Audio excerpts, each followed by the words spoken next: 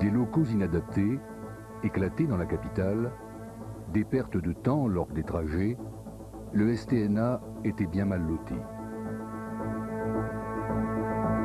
En l'absence d'une maison conforme à son être, l'image du STNA était éparpillée et ne correspondait en rien à la réalité de ses attributions.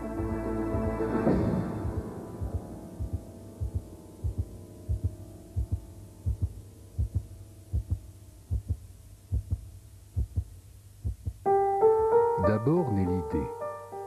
Le projet est pensé suivant les besoins réels. Il faut une maison pour le STNA. Une maison qui soit un lieu unique, dans lequel les éléments sont regroupés.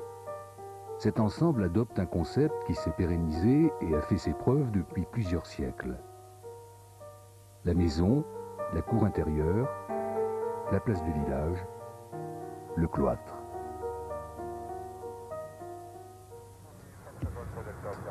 Ce lieu doit être symbolique et représenter l'image unifiée du STNA à la veille du XXIe siècle.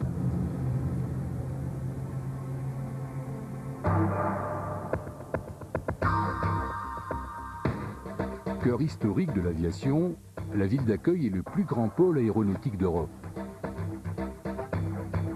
Toulouse est aussi le cadre d'autres délocalisations célèbres et réussies. Le STNA trouve naturellement sa place dans cet environnement, tout en se situant à 10 minutes du centre-ville, à proximité des voies de communication et de l'aéroport international. C'est donc naturellement dans la ville rose que le STNA a choisi de se délocaliser.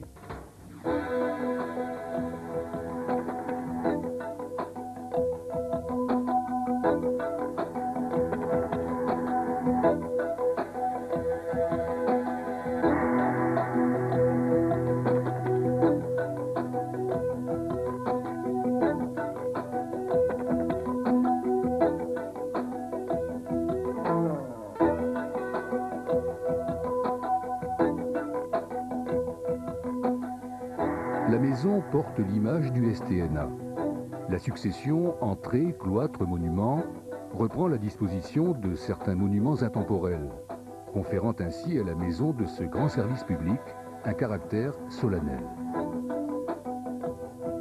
La configuration du bâtiment, focalisée autour de la place centrale, avec des liens de proximité équivalents pour l'ensemble des services, affirme l'unité du STNA. De tous côtés du bâtiment, on a la même vue sur le vide central.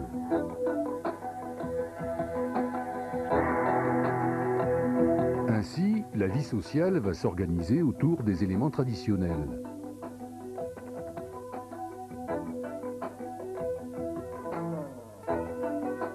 La lumière naturelle est largement utilisée pour éclairer les espaces de travail ainsi que les circulations internes.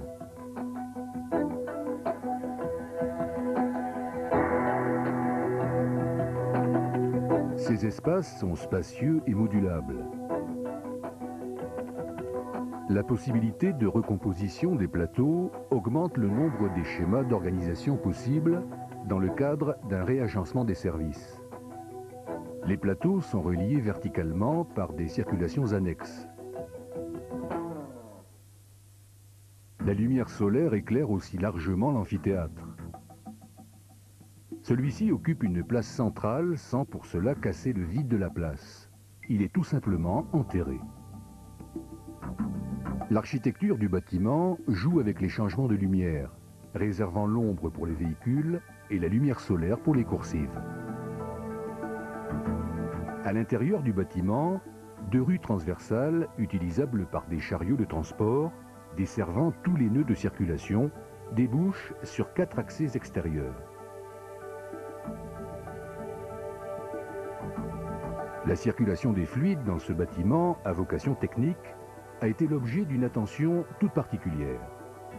En raison de problèmes de perturbations électromagnétiques, le principe retenu a été une entrée unique pour les fluides.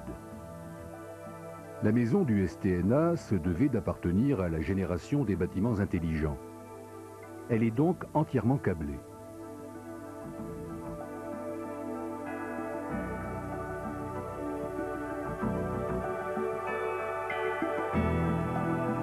La salle de calcul et d'intégration est le monument qui donne son âme à la maison, en devient le symbole, comme d'autres monuments ont donné leur nom au quartier, à la place.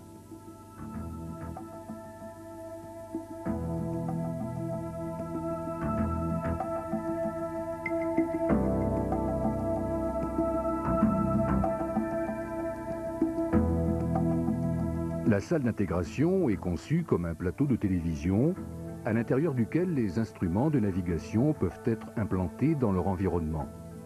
La lumière ou la pénombre sont produites par l'alternance de panneaux vitrés ou opaques ou par des ouvertures variables motorisées. En son sein se concrétise une bonne partie des études réalisées par le STNA. À la fois vitrine et saint des saints de l'établissement, elle se devait d'apparaître comme telle, majestueuse, dominant l'ensemble de l'ouvrage.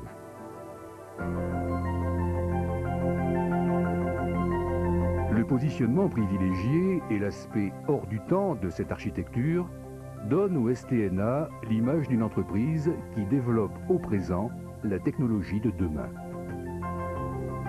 Si la conception des instruments de navigation aérienne est en constante évolution, il fallait donc au STNA une image de pérennité, affichant ainsi son rôle permanent et central.